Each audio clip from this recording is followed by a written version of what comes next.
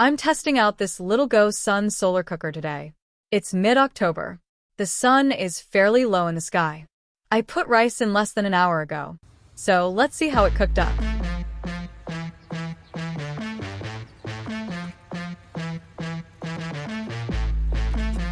Rice is perfect. Now, let's try cooking some potatoes. Oh, look at that. Smell-o-vision. Wow. Look at that. Very nice. Yeah, I think that. Fun. How fun to cook with this little thing. Okay.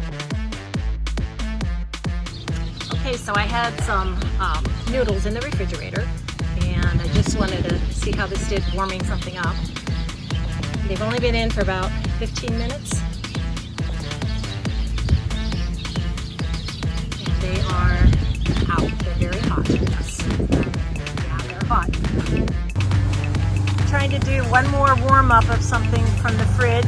I put some leftover pizza in, and it's been in about, I don't know, 10-15 minutes, but the sun's going in, so I'm gonna check it.